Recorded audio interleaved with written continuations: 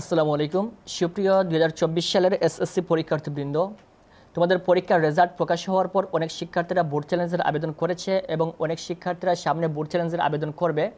19 তারিখ পর্যন্ত বোর্ড চ্যালেঞ্জের লাস্ট ডেট। যে সকল শিক্ষার্থীরা এখনও পর্যন্ত বোর্ড চ্যালেঞ্জ করো নাই, যদি তোমার ইচ্ছা থাকে তাহলে 19 তারিখের মধ্যে অবশ্যই বোর্ড চ্যালেঞ্জের আবেদন করে ফেলবে।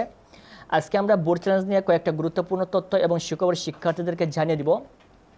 এখানে আপনারা স্ক্রিনে দেখতে পাচ্ছেন যে 2023 সালে যে সকল শিক্ষার্থীরা এসএসসি পরীক্ষা দিয়েছিল সেই সকল শিক্ষার্থীদের মধ্য থেকে অনেক শিক্ষার্থীদের পরীক্ষার রেজাল্ট পরিবর্তন হয়েছে।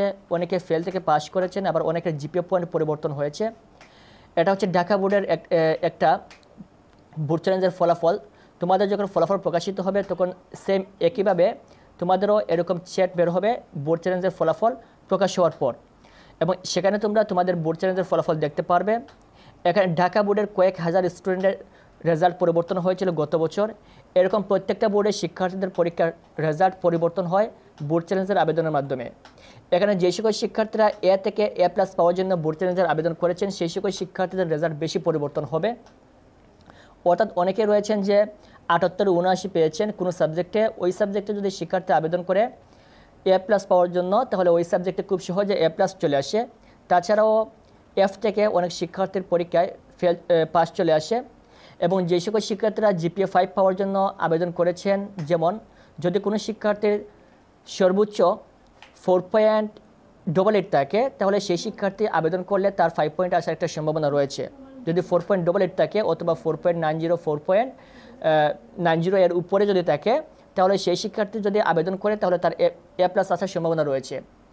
আর যদি 4.87 এর নিচে থাকে অর্থাৎ 4.85 80 এরকম থাকে তাহলে এখান থেকে এ প্লাস পাওয়া একটু কঠিন হয়ে যায়। এখান থেকে এ প্লাস পেতে হলে শিক্ষার্থীকে অনেক বেশি নম্বর পেতে হবে। এই জন্য যদি কোনো শিক্ষার্থী এ প্লাস পাওয়ার জন্য আবেদন করে 4.88 এর উপরে পেয়ে তাহলে সেই সকল শিক্ষার্থীদের এ প্লাস আসার সম্ভাবনা বেশি রয়েছে। এবং বোর্ড চ্যালেঞ্জের রেজাল্ট প্রকাশ হবে আগামী মাসের 10 তারিখের পর। যখনই তোমার পরীক্ষার রেজাল্ট প্রকাশিত হবে বোর্ড চ্যালেঞ্জের ফলাফল প্রকাশিত হবে।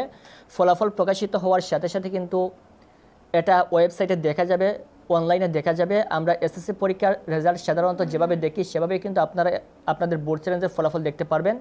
এবং এখান থেকে যেই সকল শিক্ষার্থীদের বোর্ড চ্যালেঞ্জের রেজাল্ট পরিবর্তন হবে, যেই সকল শিক্ষার্থীরা ফেল থেকে পাস করবেন সেই সকল শিক্ষার্থীদের মোবাইলে SMS আসবে। অর্থাৎ আপনি বোর্ড চ্যালেঞ্জ করার সময় যেই নাম্বারটা দিয়েছিলেন এই নাম্বারে কিন্তু আপনার একটা SMS চলে আসছে বোর্ড চ্যালেঞ্জের আবেদন করার পর। এই সিমে কিন্তু আপনার একটা SMS আসবে যদি আপনার রেজাল্ট পরিবর্তন হয়, আর যদি পরিবর্তন না হয় তাহলে কিন্তু আপনার মোবাইলে কোনো ধরনের SMS আসবে না। আশা করি বুঝতে পেরেছেন। এই ছিল বোর্ড চ্যালেঞ্জ নিয়ে সর্বশেষ আপডেট তথ্য। সামনে আমরা তোমাদের বোর্ড চ্যালেঞ্জ নিয়ে যে সকল তথ্য রয়েছে সম্পূর্ণ তথ্য একসাথে নিয়ে একটা ভিডিও দিব, অবশ্যই সেই ভিডিওটি দেখার জন্য অগ্রিম আমন্ত্রণ রইল।